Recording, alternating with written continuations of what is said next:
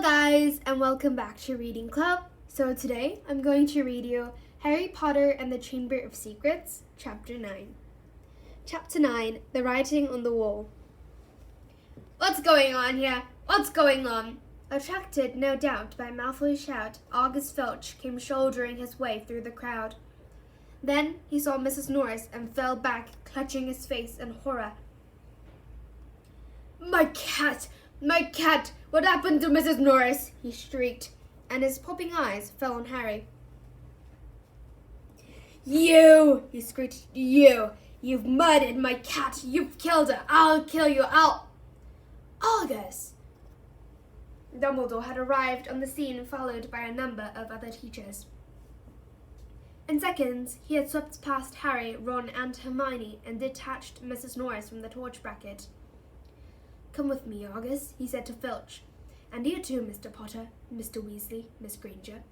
Lockhart stepped forward eagerly. My office is nearest, Headmaster, just upstairs. Please, feel free. Thank you, Gilderoy, said Dumbledore.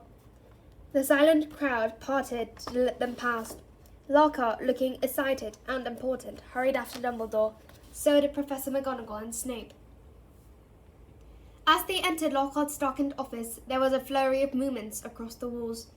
Harry saw several of the Lockharts in the pictures dodging out of sight, their hair in rollers. The real Lockhart lit the candles on his desk and stood back. Dumbledore laid Mrs. Norris on the polished surface and began to examine her. Harry, Ron, and Hermione exchanged tense looks and sank into chairs outside the pool of candlelight, watching.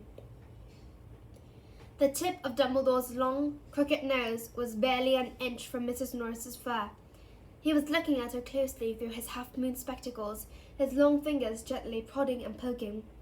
Professor McGonagall was bent almost as close, her eyes narrowed. Snape loomed behind them, half in shadow, wearing a most peculiar expression. It was as though he was trying not to smile. And Lockhart was hovering around all of them, making suggestions. It was definitely a curse that killed her, probably the transmogrification torture. I've seen it used many times, so unlucky I wasn't there. I know the very counter curse that would have saved her. Lockhart's comment was punctured by Filch's dry, racking sobs. He was slumped in a chair by the desk, unable to look at Mrs. Norris, his face in his hands. Much as he detested Filch, Harry couldn't help feeling a bit sorry for him, though not nearly as sorry as he felt for himself. If Dumbledore believed Filch, he would be expelled for sure. Dumbledore was now muttering strange words under his breath and tapping Mrs. Norris with his wand, but nothing happened. She continued to look as though she had been recently stuffed. I remember something very similar happening in Orgado, said Lockhart. A series of attacks, the full story is in my autobiography. I was able to provide the townfolk with various amulets, which cleaned the matter up at once. The photographs of Lockhart on the walls were all nodding in agreement as he talked. One of them had forgotten to remove his hairnet. At last, Dumbledore straightened up. She's not dead, August, he said softly.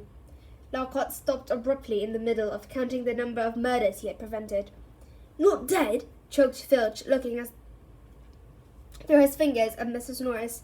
But why is she all stiff and frozen? She has been petrified, said Dumbledore. Ah, I thought so, said Lockhart. But how, I cannot say.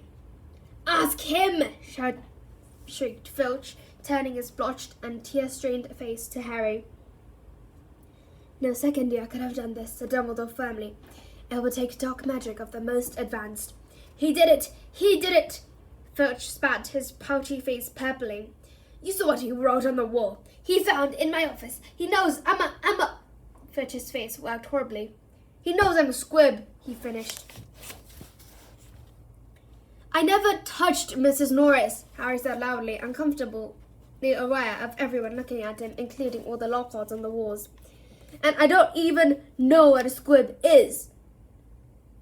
Rubbish, snarled Filch. He saw my quick spell letter. If I might speak, Headmaster, said Snape from the shadows, and Harry's sense of foreboding increased. He was sure nothing Snape had to say was going to do him any good. Potter and his friends may have simply been in the wrong place at the wrong time, he said, a slight sneer curling his mouth as though he doubted it. But we do have a set of suspicious circumstances here. Why was he in the upstairs corridor at all? Why wasn't he at the Halloween feast? Harry and Ron and Hermione all launched into an explanation about the Death Day party. There were hundreds of ghosts. Those who we were there. But why not join the feast afterward? Said Snape, his black eyes glittering in the candlelight. Why go up to that corridor? Ron and Hermione looked at Harry. Because, Harry said, his heart thumping very fast. Something told him it would sound very far-fetched if he told them he had been led there by a bodiless voice no one but he could hear. Because we were tired and wanted to go to bed, he said. Without any supper, said Snape, a triumphant smile flickering across his gaunt face. I didn't think ghosts provided food fit for living people at their parties. We weren't hungry, said Ron loudly as his stomach gave a large rumble. Snape's nasty smile widened. I suggest, Headmaster, that Potter is not being entirely truthful, he said. It might be a good idea if he was deprived of certain privileges until he is ready to tell us the whole story. I personally feel he should be taken off the Gryffindor Quidditch team until he is ready, to be honest. Really, Severus, said Professor McGonagall sharply. I see no reason to stop the boy playing Quidditch. This cat wasn't hit over the head with a broomstick. There is no evidence at all that Potter has done anything wrong. Dumbledore was giving Harry a searching look. His twinkling light blue gaze made Harry feel as though he was being x-rayed. Innocent until proven guilty, Severus, he said firmly. Snape looked furious, so did Filch. My cat has been petrified, he shrieked, his eyes popping. I want to see some punishment. We will be able to cure her, Argus, said Dumbledore patiently. Professor Spout recently managed to produce some mandrakes. As soon as they have reached their full size, I will have a potion made that will revive Mrs. Norris. I'll make it, Lockhart butted in. I must have done it 100 times. I could whip up a mandrake restorative draught in my sleep. Excuse me, said Snape icily, but I believe I am the potions master at this school. There was a very awkward pause. You may go, Dumbledore said to Harry, Ron and Hermione. They went as quickly as they could without actually running. When they were a floor up from Lockhart's office, they turned into an empty classroom and closed the door quickly behind them. Harry squirmed at his friends' darkened faces. Do you think I should have told him about the voice I heard? No, said Ron without hesitation. Hearing voices no one else can hear isn't a good sign, even in the wizarding world. Something in Ron's voice made Harry ask, You do believe me, don't you? Of course I do, said Ron quickly, but you must admit it's weird. I know it's weird, said Harry. The whole thing's weird. What was that writing on the wall about? The chamber has been opened. What's that supposed to mean? You know, it rings a sort of bell, said Ron slowly. I think someone told me a story about a secret chamber at Hogwarts once. Might have been Bill. Oh, what on earth is a squib? Said Harry. To his surprise, Ron stifled a snigger. Well, it's not funny really, but as it's Filch, he said, a squib is someone who was born into a wizarding family but hasn't got any magic powers. Kind of the opposite of muggle-born wizards. But squibs are quite unusual. If Filch trying to learn magic from a quick spell course, I reckon he must be a squib. It would explain a lot, like why he hates students so much. Ron gave a satisfied smile. He's better. A clock chimed somewhere. Midnight, said Harry. We'd better go to bed before Snape comes along and try to frame us for something else. For a few days, the school could not talk of little else but the attack on Mrs. Norris. Filch kept it fresh in everyone's mind by pacing the spot where she had been attacked, as though he thought the attacker might come back. Harry had seen him scrubbing the message on the wall with Mrs. Stoker's all-purpose magical mess remover, but to no effect. The words still gleamed as brightly as ever on the stone. When Filch wasn't guarding the scene of the crime, he was sulking red-eyed through the corridors, lunging at unsuspecting students and trying to put them in detention for things like breathing loudly and looking happy. Ginny Weasley seemed very disturbed by Mrs. Norris's fate. According to Ron, she was a great cat lover. But You haven't really ought to know, Mrs. Norris, Ron told her bracingly. Honestly, we've much better off without her. Ginny's lip trembled. Stuff like this doesn't often happen at Hogwarts. Ron assured her. They'll catch the maniac who did it and have him out here in no time. I just hope he's got time to petrify Filch before he's expelled. I'm only joking, Ron added hastily as Ginny balanced. The attack had also had an effect on Hermione. It was quite usual for Hermione to spend a lot of time reading, but she was now doing almost nothing else. Nor could Harry and Ron get much response from her when they asked what she was up to, and not until the following Wednesday did they find out. Harry had been held back in potions, or Snape had made him stay behind to scrape tulips off the desks. After a hurried lunch, he went upstairs to meet Ron in the library and saw Justin Fletchy, the Hufflepuff boy from Herbology, coming toward him. Harry had just opened his mouth to say hello when Justin caught sight of him, turned abruptly, and sped off in the opposite direction.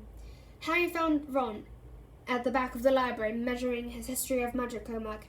Professor Binns had asked for a 3-foot-long composition on the medieval assembly of European wizards. I don't believe it. I'm still 8 inches short, said Ron, furiously letting go of his parchment, which sprang back into a row. And Hermione's done 4 feet 7 inches, and her writing's tiny. Where is she? Asked Harry, grabbing the tape measure and unrolling his own homework. Somewhere over there, said Ron, pointing along the shelves, looking for another book. I think she's trying to read the whole library before Christmas. Harry told Ron about Justin Fletchy running away from him. Don't know why you care. I thought he was a bit of an idiot, said Ron, scribbling away, making his writing as large as possible. All that junk about Lockhart being so great. Hermione emerged from behind the bookshelves. She looked irritable and at last seemed ready to talk to them. All the copies of Hogwarts history have been taken out, she said, sitting down next to Harry and Ron. And there's a 2-week waiting list. I wish I hadn't left my copy at home, but I couldn't fit it in my trunk with all the Lockhart books. Why do you want it? Said Harry. The same reason everyone else wants it, said Hermione, to read up on the legend of the Chamber of Secrets. What's that? Said Harry quickly. That's just it. I can't remember, said Hermione, biting her lip. And I can't find the story anywhere else. Hermione, let me read your composition, said Ron desperately, checking his watch. No, I won't, said Hermione, suddenly severe. You've had 10 days to finish it. I only need another 2 inches, come on. The bell rang. Ron and Hermione led the way to History of Magic, bickering. History of Magic was the dullest subject on their schedule. Professor Binns, who taught it, was their only ghost teacher, and the most exciting thing that ever happened in his classes was his entering the room through the blackboard. Ancient and shriveled, many people said he hadn't noticed he was dead. He had simply got up to teach one day and left his body behind him in an armchair in front of the staff room fire. His routine had not varied in the slightest since. Today was as boring as ever. Professor Binns opened his notes and began to read in a flat drone like an old vacuum cleaner, until nearly everyone in the class was in a deep stupor, occasionally coming long enough to copy down name or date, then falling asleep again. He had been speaking for half an hour when something happened that had never happened before. Hermione put up her hand. Professor Binns, glancing up in the middle of a deadly dull lecture on the International Warlock Convention of 1289, looked amazed. Miss, Crane, dear Professor, I was wondering if you could tell us anything about the Chamber of Secrets, said Hermione in a clear voice.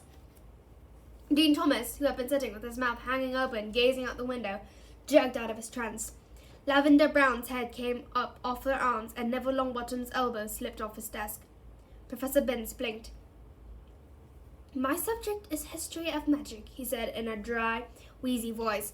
I deal with facts, Miss Granger, not myths and legends. He cleared his throat with a small noise like chalk snapping, and continued. In September of that year, a subcommittee of sardine and sorcerers. He started to a halt. Hermione's hand was waving in the air again. Miss Grant? Please, sir, doesn't legend always have a basis in fact? Professor Binns was looking at her in such amazement, Harry was sure no student had ever interrupted him before, alive or dead.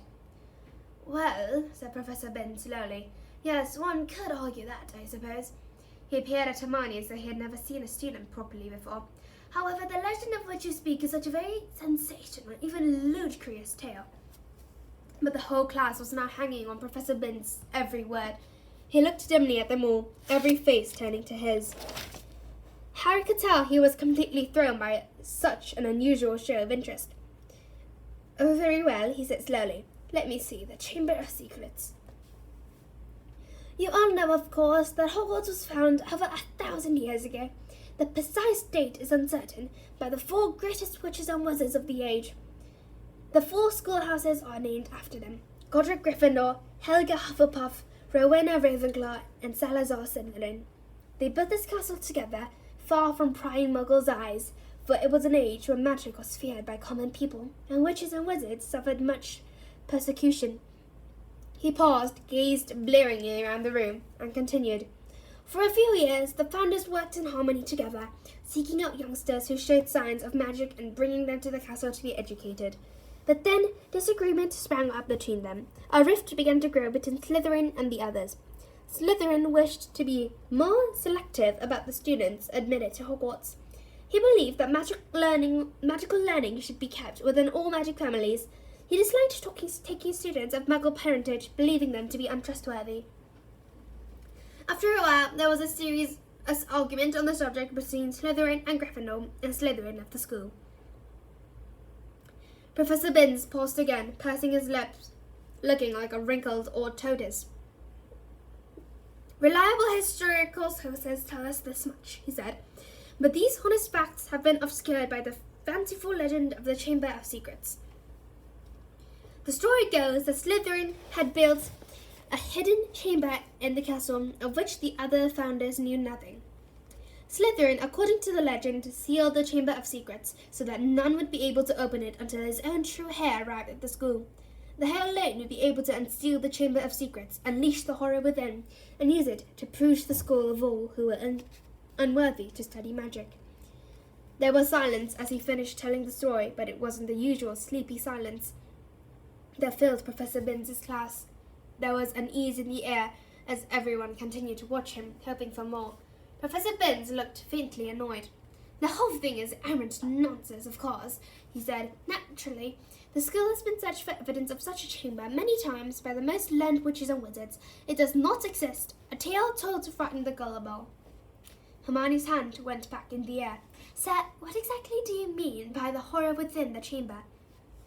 "That is believed to be some sort of monster, which is the heir of Slytherin can control," said Professor Binns in his dry, reedy voice.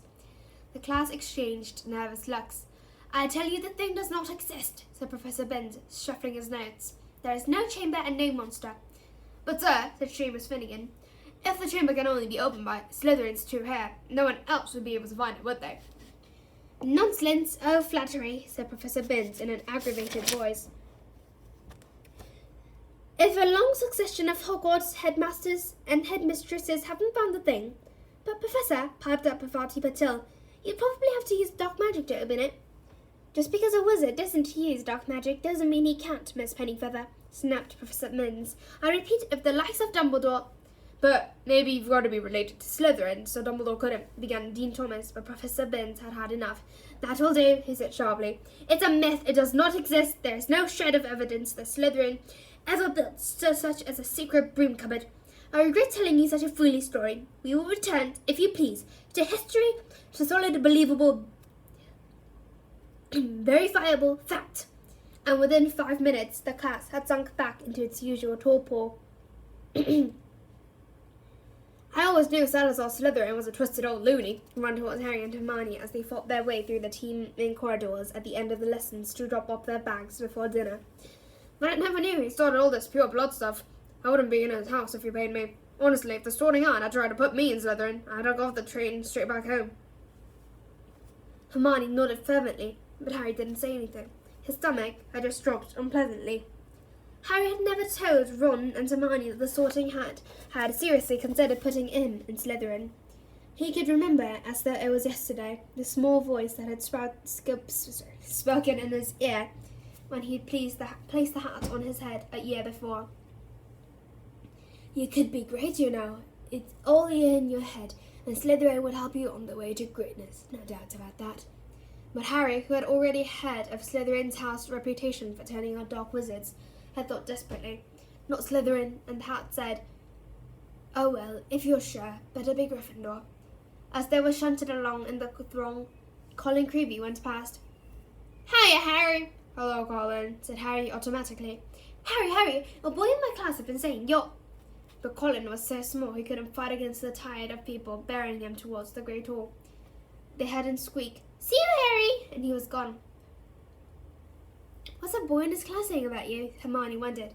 That I'm Slytherin, so I expect, said Harry, his stomach dropping another inch or so, as he suddenly remembered the way Justin Fletchley had ran away from him at lunchtime. People here will believe anything, said Ron in disgust. The crowd thinned, and they were able to climb the next staircase without difficulty. Do you really think there's a chamber of secrets? Ron asked Hermione.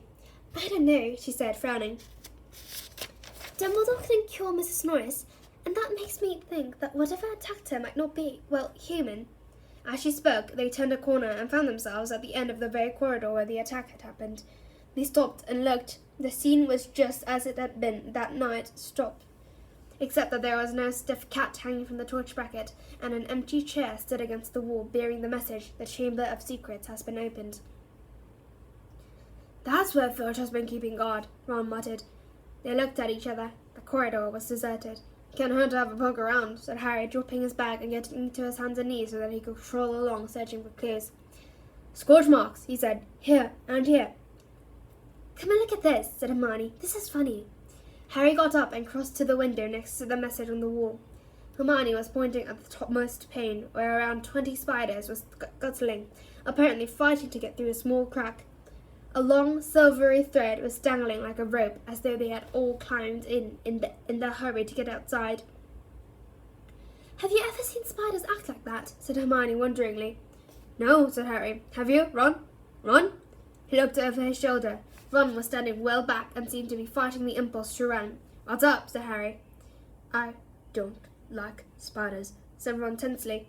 I never knew that, said Hermione, looking at Ron in surprise. You've seen spiders and potions loads of times. I don't mind them dead, said Ron, who was carefully looking anywhere but at the window. I just don't like the way they move. Hermione giggled. It's not funny, said Ron fiercely. If you must know, when I was 3, Fred turned my teddy bear into a great big filthy spider because I broke his toy boomstick. You wouldn't like them either if you'd been holding a bear and suddenly he'd had too many legs and... He broke off, shuddering. Hermione was obviously still trying not to laugh. Feeling that they had better get off the subject, Harry said, Remember all the water on the floor? Where did that come from? Someone's mopped it up. It was about here, said Ron, recovering himself to walk a few paces past Filch's chair and pointing, level with the door. He reached for the brass doorknob, but suddenly withdrew his hand as though he'd been burned. What's the matter? Said Harry. Can't go in there, said Ron gruffly. That's a girl's toilet. Oh, Ron, there won't be anyone in there, said Hermione, standing up and coming over. That's Moaning Myrtle's place. Come on, let's have a look. And ignoring the large out-of-order sign, she opened the door. It was the gloomiest, most depressing bathroom Harry had ever set foot in. Under a large, cracked and spotted mirror were a row of chipped sinks. The floor was damp and reflected the dual light given off by the stubs of a few candles, burning low in their holders. The wooden doors to the stalls were flanking and scratched, and one of them was dangling off its hinges. Hermione put a finger to her lips and set off towards the end stall. When she reached it, she said, Hello, Myrtle, how are you? Harry and Ron went to look. Moaning Myrtle was floating above the tank of the toilet, picking a spot on her chin. This is the girls' bathroom, she said, eyeing Ron and Harry suspiciously. They're not girls. No, Hermione agreed. I just wanted to show them how, nice it is in here. She waved vaguely at the dirty old mirror on the damp floor. Ask her if she saw anything, Harry mouthed to Hermione. What are you whispering? Said Myrtle, staring at him. Nothing, said Harry quickly. We wanted to ask. I wish people would stop talking behind my back, said Myrtle in a voice choked with tears. I do have feelings in it, even if I am dead. Myrtle, nobody wants to upset you, said Hermione. Harry only... No one wants to upset me. That's a good one, howled Myrtle. My life is nothing but misery at this place, and now people come along ruining my death. We wanted to ask if you have seen anything funny lately, said Hermione quickly. Because a cat was attacked right outside your front door on Halloween. Did you see anyone here that night? Said Harry. I wasn't paying attention, said Myrtle dramatically. Peeves upset me so much I came in here and tried to kill myself. Then of course I remembered that I'm already dead, said Ron helpfully. Myrtle gave a tragic sob, rose up in the air, turned over, and dived headfirst into the toilet, splashing water all over them and vanishing from sight, although from the direction of her muffled sobs she had come to rest somewhere in the new bend. Harry and Ron stood with their mouths open, but Hermione shrugged wearily and said, Honestly, that was almost cheerful for Myrtle. Come on, let's go. Harry had barely closed the door on Myrtle's gurgling sobs when a loud voice made all three of them jump. Ron! Percy Weasley had stopped dead at the head of the stairs, prefect badge agleam, an expression of complete shock on his face. That's a girl's bathroom, he gasped. What were you? Just having a look around, Ron suggested. Closed, you know. Percy swelled in a manner that reminded Harry forcefully of Mrs. Weasley. Get away from there, Percy said, striding toward them and starting to bustle them along, flapping his arms. Don't you care what this looks like? Coming back here while everyone is at dinner. Why shouldn't we be here? Said Ron hotly, stopping short and glaring at Percy. Listen, we never laid a finger on that cat. That's what I told Ginny, said Percy fiercely, but she still seems to think you're going to be expelled. I've never seen her so upset, crying her eyes out. You might think of her, or the first years, are thoroughly overexcited by this business. You don't care about Ginny, said Ron, whose ears was now reddening. You're just worried I'm going to mess up your chances of being head boy. 5 points from Gryffindor, Percy said tersely, fingering his prefect badge. And I hope it teaches you a lesson. No more detective work, or I'll write to Mum. And he strode off, back of his neck as red as Ron's ears. Harry, Ron and Hermione chose seats as far as possible from Percy in the common room that night. Ron was still in a very bad temper and kept blotting his charms homework. When he reached absently for his wand to remove the smudges, it ignited the parchment. Fuming almost as much as his homework, Ron slammed the standard books of spells, grade 2, shut. To Harry's surprise, Hermione followed suit. Who can it be, though? She said in a quiet voice, as though continuing the conversation they had just been having. Who'd want to frighten all the Squibs and Muggleborns out of Hogwarts? Let's think, said Ron in mock puzzlement. Who do we know who thinks Muggleborns are scum? He looked at Hermione. Hermione looked back, unconvinced. If you're talking about Malfoy... Of course I am, said Ron. You've heard him. You'll be next, mudbloods. Come on, you've only got to look at his foul rat face to know it's him. Malfoy, the heir of Slytherin, said Hermione skeptically. Look at his family, said Harry, closing his book too. The whole lot of them has been in Slytherin. He's always been boasting about it. They could easily be Slytherin's descendants. His father's definitely evil enough. They could have had the key to the Chamber of Secrets for centuries, said Ron, handing it down father to son. Well, said Hermione cautiously, I suppose it's possible. But how do we prove it? Said Harry darkly. There might be a way, said Hermione slowly, dropping her voice still farther with a quick glance across the room at Percy. Of course, it will be difficult and dangerous. Very dangerous. We need to be breaking about 50 school rules, I expect. If in a month or so you feel like explaining, would you let us know, won't you? Said Ron irritably. All right, said Hermione coldly. What we need to do is get inside the Slytherin common room and ask Malfoy a few questions without him realizing it's us. But that's impossible, Harry said as Ron laughed. No, it's not, said Hermione. All we need would be some Polyjuice potion. What's that? Said Ron and Harry together. Snape mentioned it in class a few weeks ago. Do you think we've got nothing better to do in potions than listen to Snape? Muttered Ron. It transforms you into somebody else. Think about it. We could change into 3 of the Slytherins. No one would know it was us. Malfoy will probably tell us anything. He's probably boasting of us in the Slytherin common room right now, if only we could hear him. This Polyjuice stuff sounds a bit dodgy to me, said Ron, frowning. What if he were stuck looking like the 3 of Slytherins forever? He wears off after a while, said Hermione, waving her hand impatiently. But getting hold of the recipe will be very difficult. Snape said it was in a book called Most Potent Potions, and it's found to be in the restricted section of the library. There was only one way to get out a book from the restricted section. You need a signed note of permission from a teacher. Hard to see why we want the book, really, said Ron, if we weren't going to try and make one of the potions. I think, said Hermione, that if we made it sound as though we were just interested in the theory, we might stand a chance. Oh, come on. No teacher's going to fall for that, said Ron. They'd have to be really thick. So that's the end of this channel. I hope you enjoyed it, and if you did, please click many likes and subscribe Reading Club. So I'll come back later with a new and improved channel. Thank you for listening, guys. See you later.